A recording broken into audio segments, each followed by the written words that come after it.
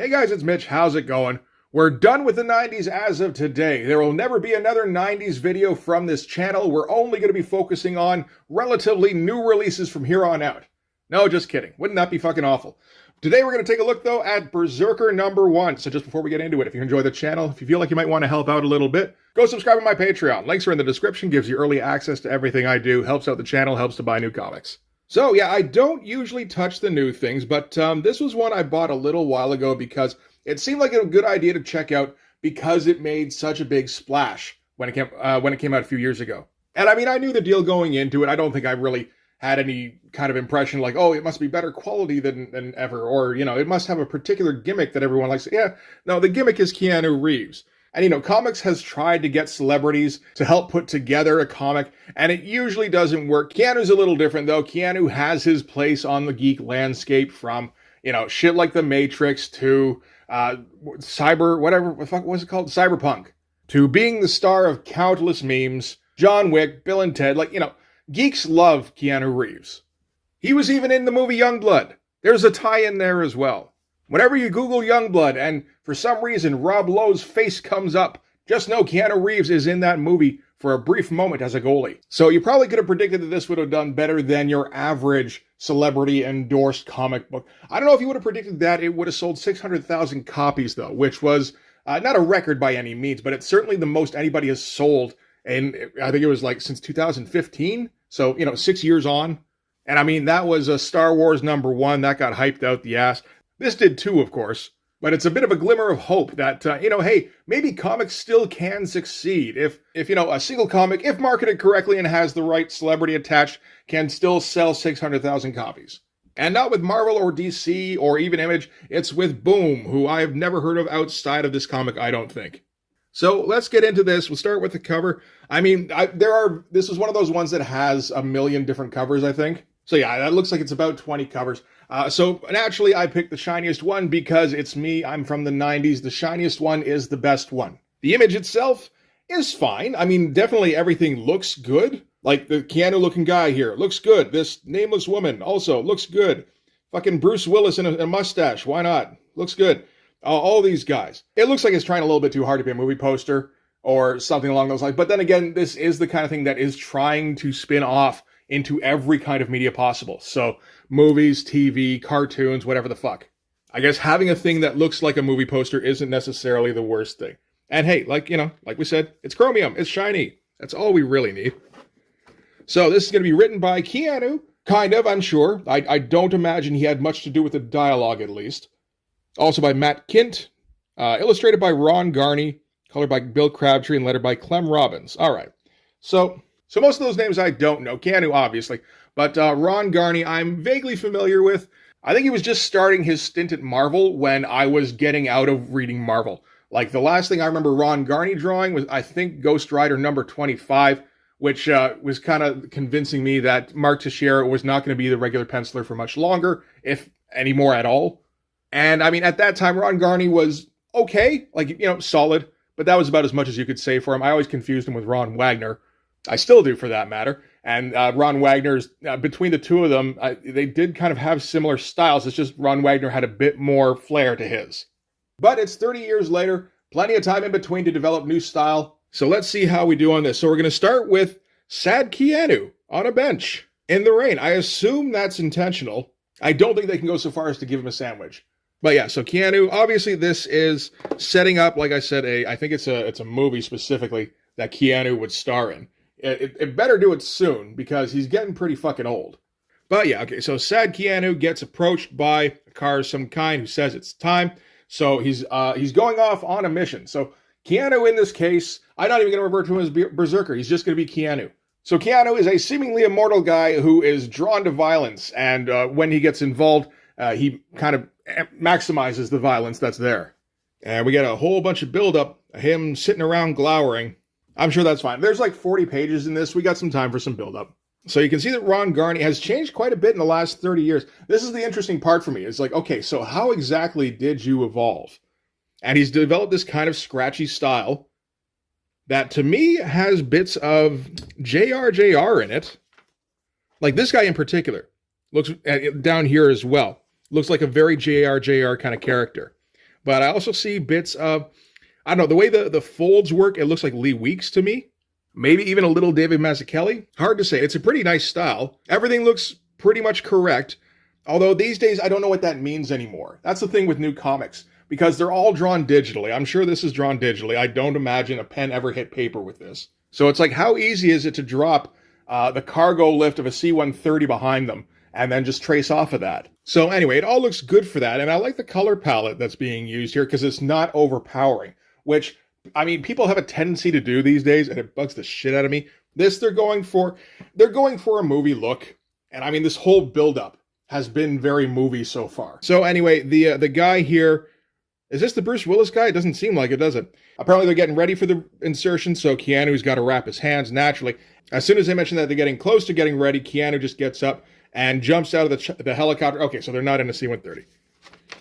And goes flying out the back here. Yeah, like very JRJR feeling vibes. There's a kind of blockiness to the figure work here. I mean, you know, it's good. I certainly have no problem with how any of this looks. I think they look great in black and white, too. So, Keanu hits the ground, looking very Keanu, and just starts taking everybody out. This is his mission, apparently. So, gunning everybody down, or just flat out punching through dudes' heads. Because, like, we're going for ultra-violence in here. And, I mean, I don't mind ultra-violence at all. That looks all right.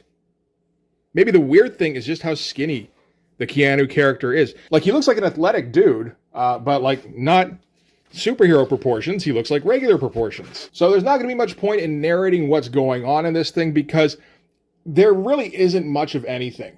It's just Keanu walking through a compound and killing everything he sees. There's a little bit at the end where, you know, there's a bit of a twist, but that's about it. And he does get extremely beat up over the course of it, like beat up and bloody. So, you know, walks in, leaps out of the shadows, doesn't try to get out of the way of any bullets. Another smashing through the head kind of thing.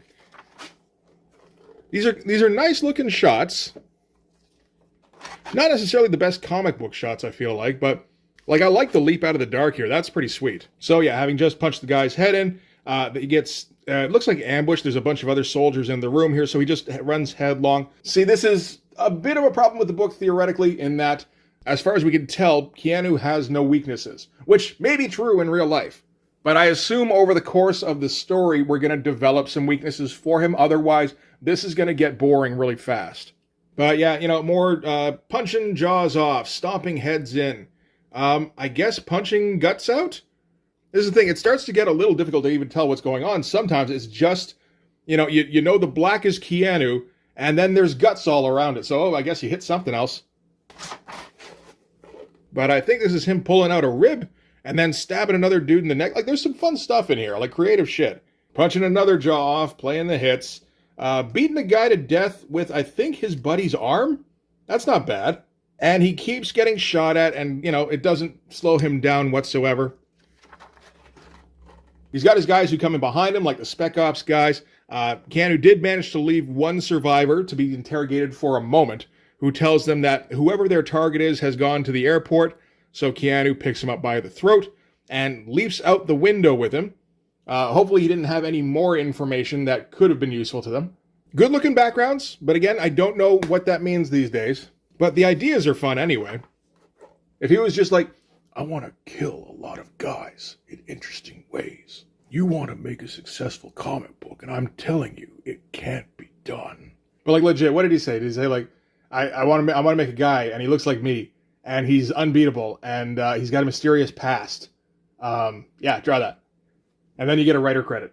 So anyway, Keanu and the dude go smashing into a truck. Nice looking truck smash. And, you know, hey, it got Keanu to the ground faster. I guess that was kind of the whole point of jumping out the window.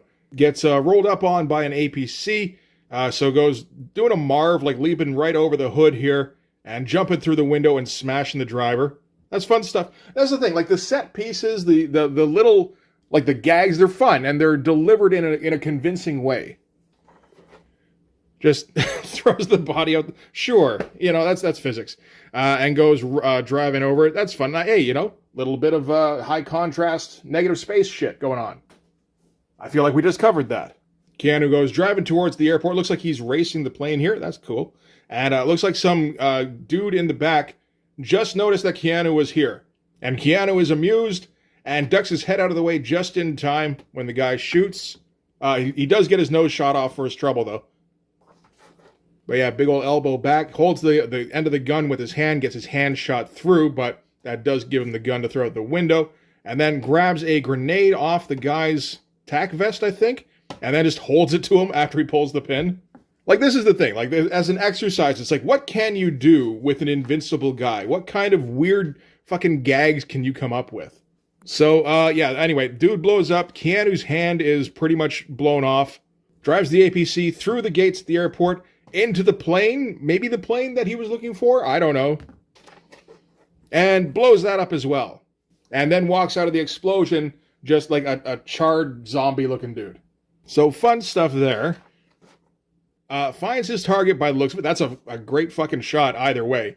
And punches through his head, punches into his chest, and grabs his heart. And then starts eating it by the looks of it. Because he's that kind of berserker. But yeah, very scratchy with the style. Like, you know, I'm not sure if that's sort of being amped up with where we are in the story. Because like this stuff here, not so much. It was much more steady. But this is like a really chaotic moment in the story where everything's just kind of reaching a fever pitch. It looks like, yeah, he's just scribbling everything out. That's an interesting idea. And then turns to see, I think, the target's son. That'll be my guess. And it seems to induce some sort of flashback. And then the next thing we know, Keanu is back on the chopper. He got to the chopper. And he's recovering. And it seems like the mission's over. And something about him taking some drugs at the end here. I'm not sure exactly what the deal is, but I'm sure that'll get clarified as the series progresses. The Berserker series lasts 12 issues. I'm going to assume that was the intention and that it wasn't canceled. It's called The Epic Conclusion. I believe it. And there have been all sorts of spin-offs since this. So that's not necessarily the worst way to go, where just, you know, you come up with a story and then you write the number of issues that fit that story. And then once that one's done, you move on to the next miniseries. That's okay. It can get a little confusing when you're trying to pick up back issues and you're trying to figure out continuity. But maybe that kind of thing doesn't matter in this comic. I'm not sure. Because, I mean, like, with a guy who's immortal, you can, you know, theoretically pick up anywhere in his timeline and it's appropriate. So they get to an undisclosed government facility outside of Tacoma, walking the halls, and Keanu's just trailing blood everywhere he goes because he's a walking sack of meat. And they get him on, like, an operating table. They hose him off. They cut off his like, mangled fingers, the burned ones that were holding the grenade. And they kind of get to work rejuvenating him by the looks of it. I'm always curious to see how they do the tech in these things, because, you know, I never feel comfortable drawing tech myself. So it's like, okay, how are you doing it? And how are you doing it? This is very, very basic shapes. Like, this is just like a template for an oval and then just a little bit of cross-hatching. And then, yeah, I've done this kind of thing. Not super thought out. Looks fine, though. It all works. So that kind of makes me feel a little bit better. This stuff looks better with all the panels. And the kind of like Kirby tech, but like from a different angle. Interesting. But yeah, so they're, like I said, rejuvenating him, biometric mapping, organ regeneration, neural circuits and networks, cognitive neuroscience, quantum field phenomena, and the poor bastard even got a catheter. You had to include that, eh? Like, I didn't need to see that. Like, I'd prefer to just pretend that catheters don't exist.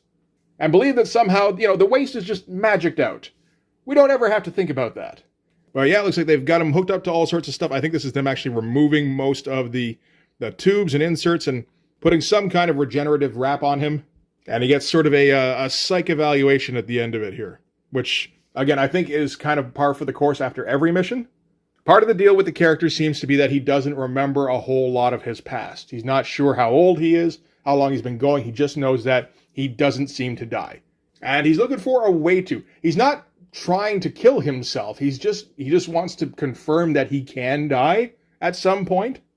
So that's an interesting goal. I don't know how exactly you prove that without killing yourself, but hey. And they do a little bit of bantering back and forth. You get the feeling this is a series of conversations they've had before, where from Keanu's standpoint, he's essentially a god. Naturally, she's a scientist. She doesn't believe in gods. He's like, that's fine. I don't blame you. I'm not trying to convince you or anything. Just, I don't die. I don't know what the deal is. And apparently there was some sort of, because he's monitored throughout the entire course of every operation, there was some sort of cognitive blip during this particular mission that kind of stretched past what he'd previously reached. So his memory had basically accessed something that he had never hit before. And it was when he came across the son of his target. And we go back to that real quick. As the son is killed by one of Keanu's backup guys, because no witnesses. And that seemed to spark something in Keanu's memory. And he's managed to make out what that is now. And so he says here, I remembered my father. And in addition to that, he remembers being born. Like not just being a child, but being born. And he says he remembers that as being 80,000 years ago. And, you get the big reveal for the ending. It's like, oh, this is a mystery. You get kind of the twist ending, so that gets you coming back for more. I'm not sure if there's enough story here to bring me back, but the gags are interesting. Anyway, like the action's pretty good. But I don't know if that's enough, because it's not stylized enough to keep me coming back. Like, once you've seen a dude punch through a head, and he did it a couple of times in this, it gets to be a case of, okay, what else you got? There's only so many times I need to see a realistically rendered fist going through a head before it starts to get a little old, man. And I'm not sure what these, well, I know what Something is Killing the Children is anyway. I read a few volumes of that. But all these other ones here, I have no idea what these are. I assume these all came out. They might not have. Maybe none of them did. All right. But that is Berserker #1. Like, it's fine. The story's okay. Not a whole lot to it just yet, but if they're building up to, like a 12-issue series, and if every issue is like 40 pages, and we're going at this kind of slow pace, then yeah, I can see that eventually going in an interesting direction.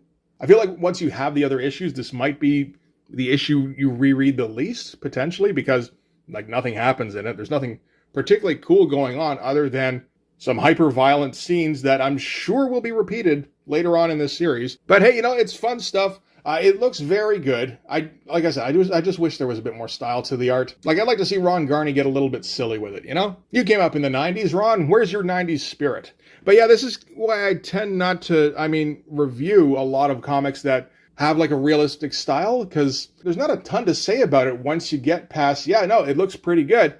I like his shading. Like, you'll probably never get me looking at anything by J.G. Jones or another thing by Alex Ross again. I took a look at the Marvel thing a few months ago, and I gotta say, those issues were kind of hard to get through because there's not a ton to say apart from it looks like the guy. Anyway, part of it is the comic I picked. I would like to take a look at something by Daniel Warren Johnson or like Ryan Ottley or something at some point. But that's somewhere down the line. In the meantime, I'm going to get back to the shit we usually do, the 90s shit. That's my shit.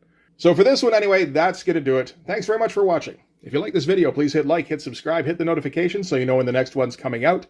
Go over and subscribe on my Patreon. Gives you early access to everything I do, from the Blood Force stuff to the YouTube videos before they get uploaded to YouTube, as well as some Patreon exclusive content.